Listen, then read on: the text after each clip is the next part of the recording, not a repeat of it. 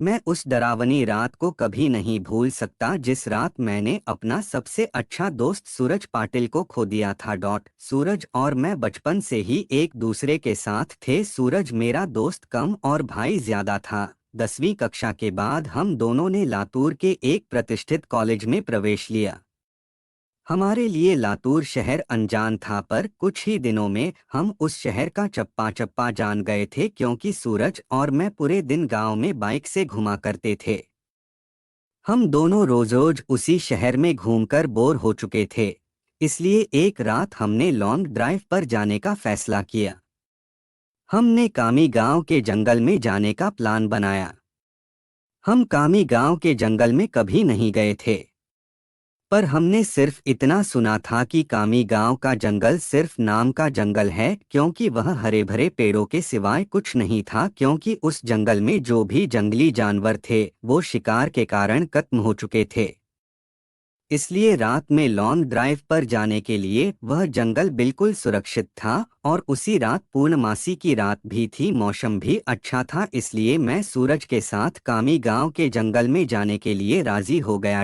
रात के 11 बजे हम कामी गांव के जंगल में दाखिल हो गए। हमने जैसा सुना था वैसे ही जंगल का रास्ता मक्खन की तरह मुलायम था। हमारी बाइक हवा से बातें करने लगी थी। वाकई बहुत मजा आ रहा था। पर मुझे इस बात से हैरानी हो रही थी कि हम जंगल के इतने अंदर दाखिल हो चुके थे, पर तब भी हमें रास्ते में एक भी गाड़ी दिखाई नहीं दे रही थी। जंगल का पूरा रास्ता सुनसान पड़ा हुआ था। तभी रास्ते में हमें एक पुल दिखाई दिया। सूरज ने उस पुल के बीचों बीच बाइक रोक दी। वह अंग्रेजों के द्वारा नदी में बनाया गया 100 से 200 साल पुराना ब्रिज था। पुल के बगल में एक बड़ा सा बोर्ड लगा हुआ था और उस पर लिखा हुआ था सेंट जॉर्ज ब्रिज। हम दोनों पुल पर गए और खड़े हो गए।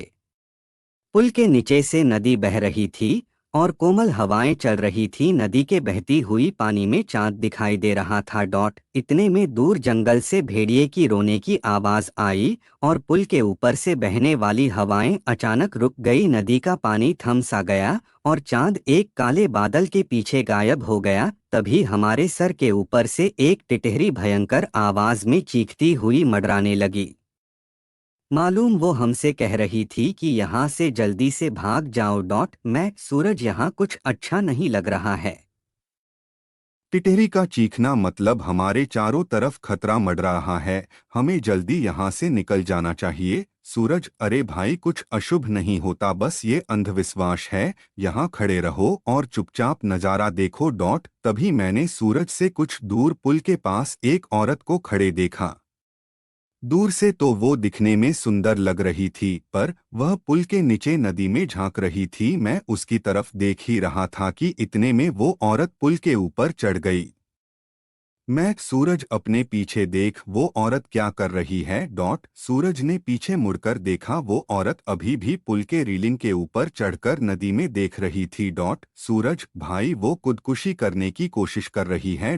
सूरज ने मुझसे कहा, खुदकुशी? ये शब्द सुनकर मेरे हाथ पैर कांपने लगे, क्योंकि जब मैं एक बच्चा था तब मेरे दादाजी ने खुद को फांसी लगा करके खुदकुशी कर ली थी, और वो मैं ही था जो उन्हें पहली बार फांसी पर लटकते हुए देखा था। इधर सूरज उस औरत को रोकने के लिए उसकी तरफ भागा, लेकिन मैं वही खड़ा रहा, क्योंकि फांसी पर लटकते हुए मेरे दादाजी मेरे सामने आ रहे थे।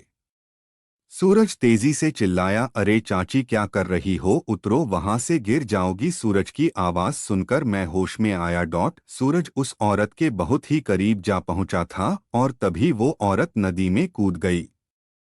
तब तक मैं दौड़ते हुए सूरज के पास जा पहुंचा। वो औरत हमारे सामने नदी में डूब रही थी और चीख रही थी, बचाओ बचाओ। पर हम उसे सिर्फ डूबते हुए देख रहे थे, क्योंकि हम दोनों बहुत ज्यादा डर गए थे। वो औरत मदद के लिए बुला रही थी। फिर तभी सूरज ने अपनी टी शर्ट उतारा और पुल के रेलिंग पर चढ़ गया। मैंने उसका हाथ पकड़कर उसे रोकने की बहुत कोशिश की, लेकिन वह नहीं माना। उसने मेरे हाथ से अपना हाथ छुड़ाकर उस लड़की को बचाने के लिए नदी में कूद गया। सूरज नदी में कूदते ही उसने अपने आसपास देखा तो उसे वह औरत कहीं भी दिखाई नहीं दे रही थी। उसने सोचा कि वह डूब चुकी होगी। फिर उसने गहरी सांसें ली और पानी के अंदर डुबकी लगाई। कुछ देर बाद वह पानी के ऊपर आया, लेकिन वह लड़की कहीं नहीं दिखाई दे रही थी।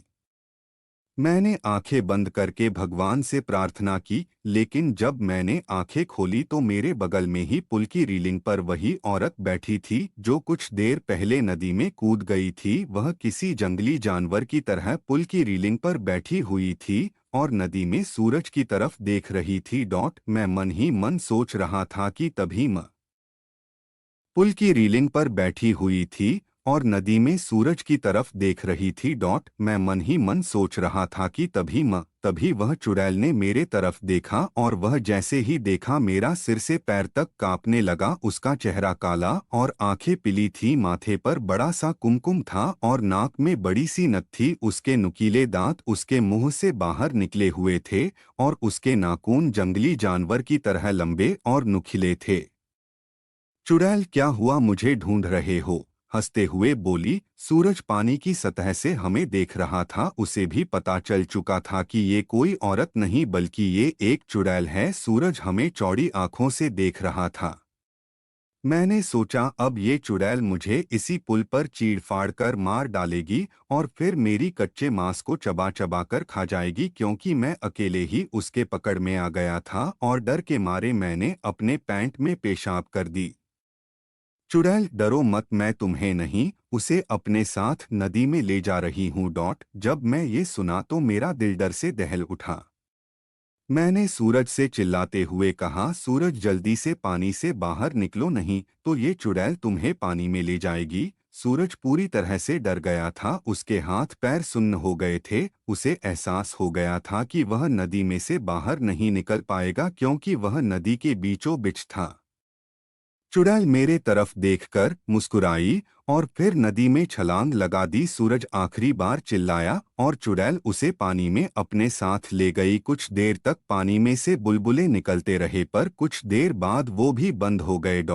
मैं आंखें फाड़ फाड़ कर नदी में देख रहा था और सूरज को पुकारता रहा और इतने में नदी के पानी में खून दिखाई दिया। मेरी आंखों में आंसू आ गए और मैं समझ गया कि उस चुड़ैल ने सूरज को मार दिया है। मैं वो सदमा बर्दाश्त ना कर सका। मेरी आंखों के सामने अचानक अंधेरा छा गया और मैं उसी जगह पर बेहोश हो गया।